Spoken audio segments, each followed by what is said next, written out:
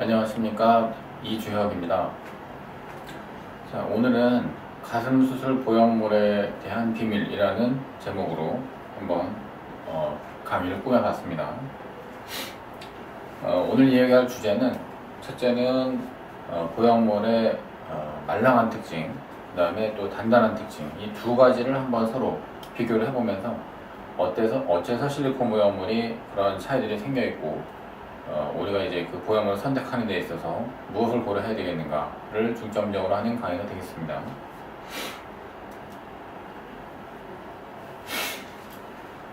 첫 번째로는 왜 단단한가, 그리고 왜 말랑한가, 이러한 부분을 한번 짚어보겠고요. 그 다음에 사람의 살과 그 보형물들의 서로 간의 이제 조화, 이런 것들을 또 따져보려고 합니다. 그리고 소프트해서 좋은 점, 소프트한 보형물을 사용해서 또 나쁜 점, 또 반대로 좀 단단한 보형물을 사용해서 좋은 점과 또 나쁜 점, 이러한 장단점들을 이제 서로 한번 비교를 해보면은 이해하기가 더 쉬우실 것이라고 생각이 됩니다.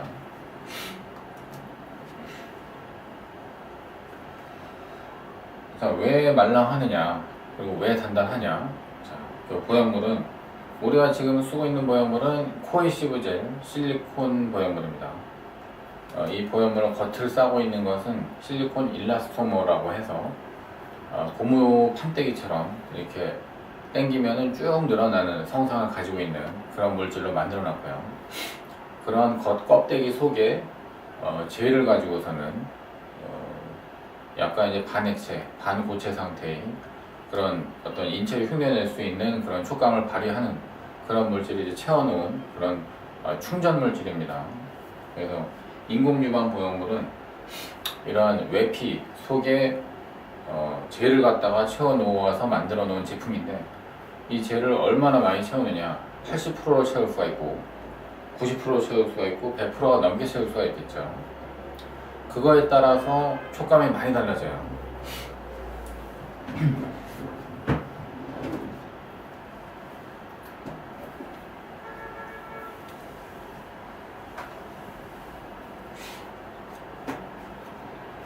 자, 이와 같은 보형물을 이제 보게 되면은 이런 보형물은 지금 충전율이 많지 않은 거예요. 이 외피 속 안에 젤을 갖다가 아주 많이 채우지를 않고 조금 여지를 남겨놓은 거죠. 그렇기 때문에 부드러운 겁니다. 자, 반면에 이런 보형물 같은 경우는 외피 속 안에 젤을 좀 많이 채워놓은 거죠. 많이 채워놓았을수록 더 단단하게 느껴집니다. 결국 이제 충전율의 차이, 거기에서 보형물이 얼마나 소프트하느냐가 결정이 되게 되겠고요. 그리고 젤을 많이 채우면 채워놓을수록 보형물은 좀 더 동그란 공 모양에 가깝게 가게 되고, 젤을 적게 채웠을수록 원반 모양에 가까워집니다. 그리고 많이 채워놨을수록 우리가 어떤 리플링이다, 또 이제 보형물에 접히는 부분 이 생긴다라고 하는 부분이 더 없어지겠죠. 그 다음에 적게 채워놨을수록 이렇게 쭈글거리게 되는 주름들이 많이 생겨나게 됩니다.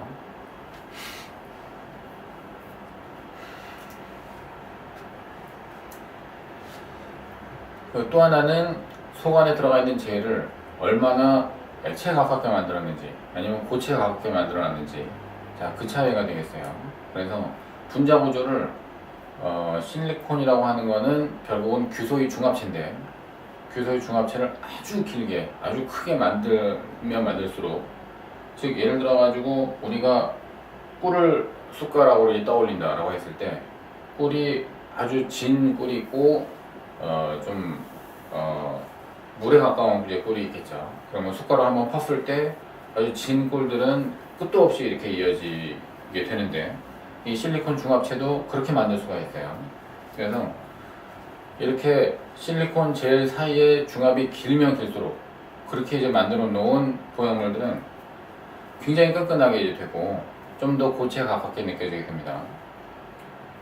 그래서 결국은 이와 같은 그림을 보게 되면은 보형물을 칼로 잘라놨을 때 외피를 파괴시켰는데도 불구하고 속 안에 있는 젤들은 이렇게 털어도 밑으로 떨어지지 않을 정도로, 흐르지 않을 정도로 고체에 가깝게 되는, 이런 식으로 보형물을 만들어 놨을 때 이것은 우리가 더 단단하다고 느끼게 되는 것이고, 이렇게 액체에 가깝게 만들어 놨을 경우는 굉장히 부드럽다 라고 느끼게 되는 것이죠. 그것이 이제 코히시브니스의 차이라고 볼 수가 있어요. 우리가 쓰는 젤을 코히시브 젤이라고 부르는 거 알고 계시죠? 코히시브 젤은 이와 같이 액체에 가까운 보형물일수록 덜 코히시브하다고 할 수가 있어요. 그 다음에 이와 같이 고체에 가까운 젤일수록 더 많이 코히시브하다라고 말을 할 수가 있습니다. 자, 그래서 지금까지 말씀드린 두 가지, 젤을 갖다가 얼마나 쉘 속에 충만을 시켰느냐, 그리고 중합체를 얼마나 크게 만들었느냐, 더 끈끈하게 만들었느냐에 따라서 보형물이 부드럽거나 단단하거나 이렇게 느껴지게 되는 것입니다.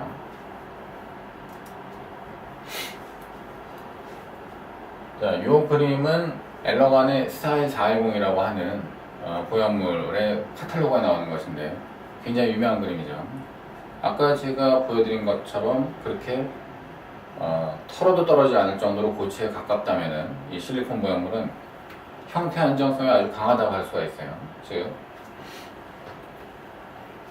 이렇게 세워놔도 이 세워놓은 그 모양 그대로를 엎어놨을 때나 세워놨을 때나 어떻게 해놨을 때도 그대로 유지하고 있을 때, 그때 우리의 형태 안정성이 강하다라고 얘기를 하게 되는 겁니다. 그러나 반면에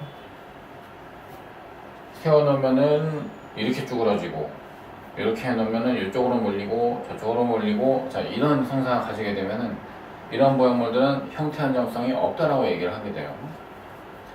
물론 완전한 형태 안정성은 실리콘 젤이 가질 수가 없어요, 특성상. 하지만 이러한 엘러간의 스타일410은 굉장히 형태 안정성이 강한 보형물로 우리가 보통 생각들을 하고 있습니다, 의사들이. 이런 보형물들은 지금 이런 그림에서도 보듯이 설사 보형물에 파열이 일어난다고 하더라도 모양의 변형이 없죠. 쉘을 다 찢어 놓는다고 해도 모양의 변형이 없어요. 이런 정도의 어떤 안정성을 보이게 되는 것이고, 밑에 나와 있는 그림에 나온 보형물들은 그런 안정성이 없는 경우를 이제 표시해주고 있습니다. 이런 보형물은 단단하고 이런 보형물은 소프트하겠죠. 자, 그래서 얼마나 이제 보형물이 소프트하고 어떤 보형물은 왜 소프트하며 어떤 보형물은 왜 단단하냐 라는 부분을 설명을 드렸는데, 자, 그러면 아주 상식적으로 많은 환자분들이 소프트한 보형물을 쓰면은 가슴이 말랑말랑하게 되고 단단한 보형물을 쓰면은 가슴이 돌처럼 단단하게 되겠구나 라고 생각하시는데, 문제는 절대로 그렇지 않다는 거죠. 자, 이러한 수술을 하는 데 있어 가지고, 수술은 탁자에 만들어 놓은 이 보형물을 만지는 것과는 좀 다른 거죠. 살 속에 보형물이 들어가는 것이기 때문에 수술의 방법과 그 다음에 원래 자신의 신체가 어떻게 생겼느냐에 따라 모든 사람이 그 결과는 전부 다 다르게 나오게 되어 있습니다.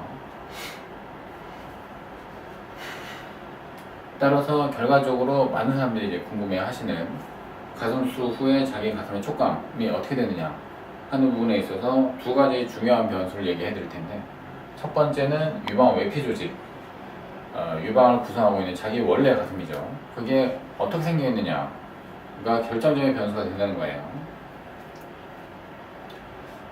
이렇게 노랗게 되어 있는 부분이 그림에서 팻이고요. 이렇게 동글동글하게 되어 있는 부분들이 모유를 만드는 그 유선 조직들입니다. 젖샘 조직들이죠. 이런 젖샘 조직과 지방 조직이 같이 뒤섞여서 유방 외피 조직을 만들게 되고, 이런 유방 외피 조직이 두꺼우면 두꺼울수록 실리콘 보형물이 뭘 썼느냐가 안 중요해져요. 그래서 아무리 단단한 보형물을 여기다 넣었다고 해도 사람이 이것을 만질 때는 원래 자신의 유방 조직을 먼저 건드리는 것이기 때문에 이게 소프트한 걸 썼는지 펌한 것을 썼는지 수술하는 의사조차도 모르는 그런 상황이 발생하게 되겠죠. 그리고 이런 외피 조직이 아주 얇은 사람들, 굉장히 얇아서 정말 스킨 바로 밑에 뼈가 있는 것 같아요. 이제 그런 환자분들의 경우에는 보형물을 어떤 걸 썼는가가 조금 더 중요해질 수가 있겠죠. 이런 것이 변수가 됩니다. 또 하나는 보형물의 평면인데 굉장히 중요한데요. 이것도 보형물이 대흉근보다 더 위에 들어간 경우와 더 아래에 들어간 경우에 따라서 촉감이 결정적으로 달라지게 됩니다. 그래서 보형물이 만약에 우리가 소프트한 것을 썼다고 했을 때 아주 많은 사람이 근육보다 더 위쪽으로 썼다고 하면은, 그러면 그 보형물은 굉장히 소프트한 그 느낌이 그대로 나게 되겠죠. 즉 자기 살성이 보형물을 커버하지 못하기 때문에 그 보형물의 성상이 그대로 바깥에서 드러나게 된다는 겁니다. 그러나 대부분의 많은 사람들은 대부분의 의사들이 근육 아래에다가 수술을 해요. 근육 아래에다 수술하면은 커버 조직이 그만큼 두꺼워지기 때문에 보형물을 어떤 걸 썼느냐와 또 역시 구분하기가 어려워집니다. 그래서 최종적인 가슴 수술에 어떤 얼마나 이제 말랑거리고 소프트하게 됐느냐라고 하는 거는 제품만으로 결정되는 것이 아니다라는 점을 명심해 주셔야 되겠습니다. 그래서 가슴 수술이라고 하는 거는 결국은 자기의 살과 보형물의 조화, 이 부분을 맞추는 것이 가장 중요하다고 할 수가 있는데, 따라서 어떤 보형물이 가장 정답이다 라고 하는 것은 있을 수가 없는 것이 되겠죠. 그런데 이제 흔히들 보면은 대부분의 환자들이 이제 오셔서 나는 요것으로 사고 싶다. 그래서 마트에서 물건을 고르듯이 어떤 브랜드의 어떤 상품을 내가 돈을 주고 사고 싶다라는 식으로 얘기를 하시는데, 이렇게 결정하게 되면은 정말 그거는 잘못된 거죠. 자기 원래 살이 어떻게 생겨 있고 자기 살과 가장 잘 매치가 될 수 있는 보형물이 어떤 종류의 것이 좋겠느냐라고 하는 것을 면밀하게 토대로 해가지고 수술 방법과 제품을 결정해야 되는데, 단지 내 마음에 드는 제품을 나는 쓰겠다라고 했을 때는 수술의 의미가 사실은 이제 굉장히 많이 퇴색하게 되는 겁니다. 예를 들게 되면은 환자가 좀 나이가 많이 들어서 가슴이 좀 처져 있고 피부는 여기저기 주름살이 많이 생기고 탄력이 많이 빠져 있는 경우, 볼륨도 빠져 있고, 이런 경우에 내가 보형물 수술을 하겠다. 그러면 보형물이 들어가서 이런 유방 외피 조직, 그리고 특히 피부 쪽을 많이 펴줘야 되겠죠. 많이 펴주고 가슴의 온전한 모양도 갖춰야 되고 탄력도 있게 보이게 돼야 되고 할머니 가슴처럼 안 보이고 젊은 사람 가슴처럼 보이도록 그렇게 바꾸는 것이 수술 목적이 될 것입니다. 이런 경우에는 보형물이 형태 안정성이 강할수록 좋겠죠. 더 자기 형태를 탄탄하게 유지할 수 있어야만 더 탄력 있고 어린 사람들의 가슴처럼 이제 그렇게 될 것입니다. 이런 경우에 후줄근하게 이제 늘어지는 보형물, 형태 안정성이 떨어지는 보형물을 쓰게 된다고 하면은 오히려 더 할머니 가슴처럼 느껴질 수가 있겠죠. 이런 식으로 어떤 상식을 좀 가지고 계셔야 됩니다. 그래서 나에게 가장 맞는 보형물이 무엇이냐라고 하는 거를 매치를 하는 개념으로 보형물 선택을 해야 된다는 것이죠. 소프트한 보형물과 펌한 보형물, 좀 단단한 보형물 사이에 장단점 이런 것을 한번 짚고 맞춰보면 될 것 같습니다. 왜 소프트하느냐 말씀드린 바와 같이 적게 채우고 중합체가 작기 때문에 소프트한 것이고, 이 경우에는 촉감이 굉장히 말캉하죠.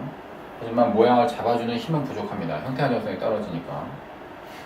펌한 보형물은 왜 단단하느냐, 젤을 많이 채웠기 때문에 쉘 속에다가, 그리고 중합체가 아주 끈끈하게 되어 있고 그런 분자구조를 가지고 있기 때문에 단단한 건데, 이 경우에는 촉감이 아쉽겠죠. 그렇지만 모양을 잘 잡아주는 특성을 가지고 있게 됩니다.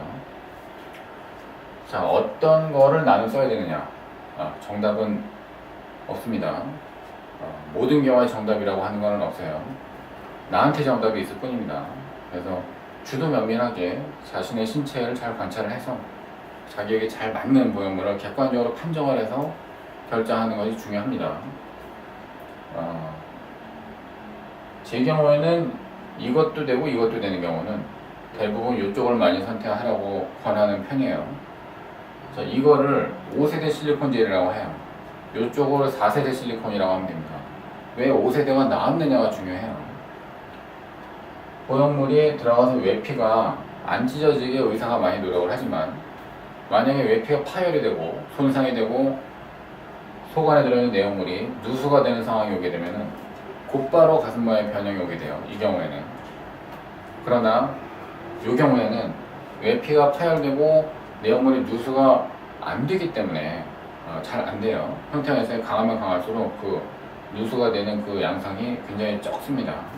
그러므로 인해서 설사 비상 상황이 발생한다고 하더라도 모양이 확 변해버리는 그런 상황을 예방할 수가 있기 때문에 그래서 5세대 실리콘 젤이 나왔고, 저는 두 가지가 다 되는 경우라고 하면은 대체로 이쪽을 갖다가 좀 환자분들한테 이제 권하는 경향이 있습니다.